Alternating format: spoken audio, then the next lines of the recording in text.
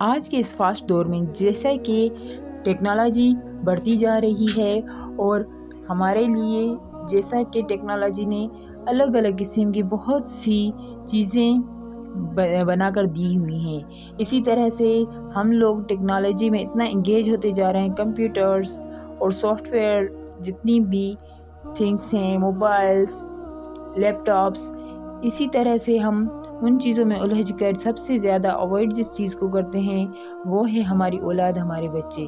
جی ہاں، آج میں آپ کے ساتھ شیئر کرنے والی ہوں کہ ضدی بچوں کو ہم کس طرح سے ٹریٹ کر سکتے ہیں۔ السلام علیکم، ویلکم ان مائی چینل ایمان کی روشنی۔ آپ سب کے لیے میں آج ایسا ٹاپک لائی ہوں، جتنی بھی مدرس اپنے بچوں کی نفسیات کی وجہ سے، جذباتی اور چڑچڑے پن کی وجہ سے پریشان ہیں، تو پھر آج ان 4 اصولوں پر عمل کر کے ہم اپنے بچوں کو ایک اسلامک وائبس سکھائیں گے اور اسلامک ہدایت پر چلنے کے لیے انہیں تیار کریں گے، کیونکہ سب سے زیادہ جو ہے بچہ اپنی ماں کے ساتھ اٹیچ ہوتا ہے، اسی لیے ماں کو چاہیے کہ زیادہ سے زیادہ بچے کے ساتھ ٹائم اسپینڈ کرے، بچے کی بات کو سنے، اس کی نفسیات کو سمجھے۔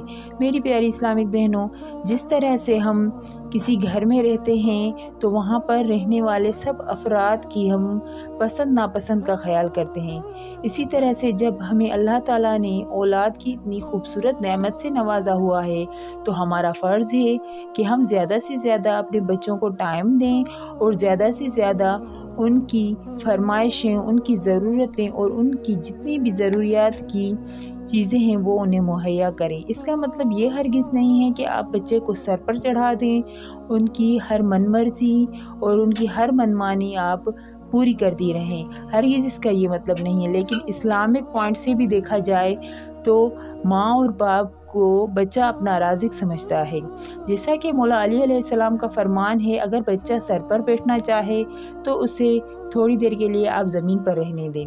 میری بہنوں، آج میں آپ کے ساتھ 4 سالڈ ٹاپکس شیئر کرنے جا رہی ہوں۔ اگر آپ بھی ان ٹاپکس پر عمل کریں گی تو انشاءاللہ آپ کو اپنی بچوں کی رہنمائی میں بہت زیادہ مدد ملے گی۔ ہمارا ٹاپک نمبر 1 ہے کہ بچوں کو ہمیں سننا سیکھنا چاہیے۔ ہم بچوں کو سنتے نہیں ہیں، ہمارے بچے آ کر ہمیں اپنی باتیں بتاتے ہیں، جو اسکول گوئنگ بچے ہیں وہ اسکول کی باتیں شیئر کرتے ہیں، اگر وہ کبھی کسی کے ساتھ باہر پلے گراؤنڈ وغیرہ میں کھیلنے جائیں تو پھر وہ آ کر ہمیں بتاتے ہیں، لیکن ہم بچوں کو اوائڈ کرتے ہیں۔ ایسی ہرگز غلطی نہ کریں، اپنے بچوں کی ہر بات کو دھیان اور توجہ سے سنا کریں، اور اگر ہم بچوں کو اوائڈ کریں گے تو پھر وہ چڑچڑاپن اور غصہ، ان کے اندر نیگیٹیوٹی بڑھتی رہتی ہے۔ اسی لیے جب بھی بچہ آپ کے پاس ہے اپنے بچے کی بات کو اچھی طرح سے سنا کریں۔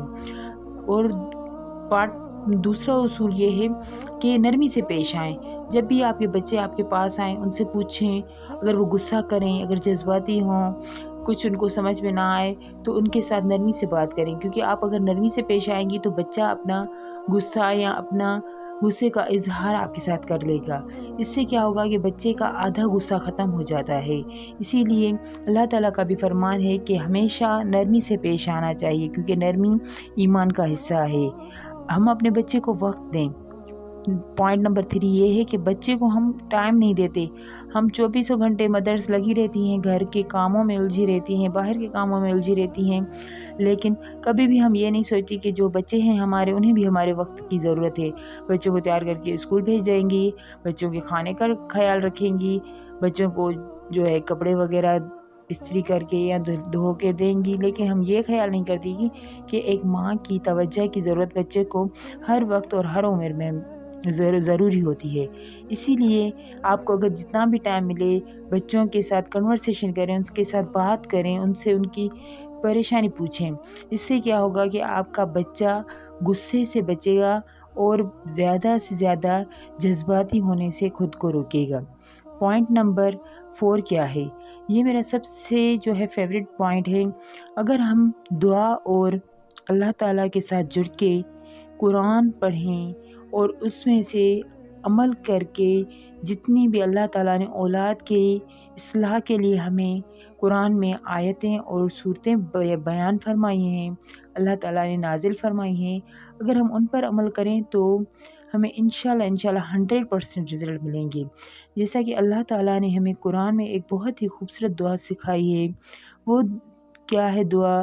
دعا یہ ہے کہ ربنا حب لنا من ازواجنا و ذریتنا قرۃ اعین، جس کا ترجمہ یہ ہے کہ اے اللہ ہمیں ہماری اولاد کو ہمارے لیے اور ہمارے ازواج کو ہمارے لیے آنکھوں کی ٹھنڈک بنا دے۔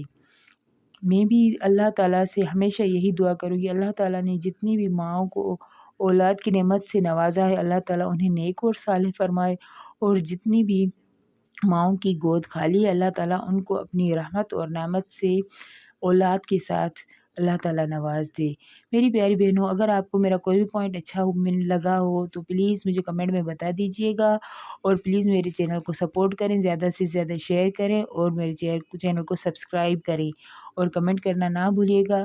اللہ حافظ، مجھے ہمیشہ اپنی دعاؤں میں یاد رکھیے گا۔ Thanks for watching and keep smiling.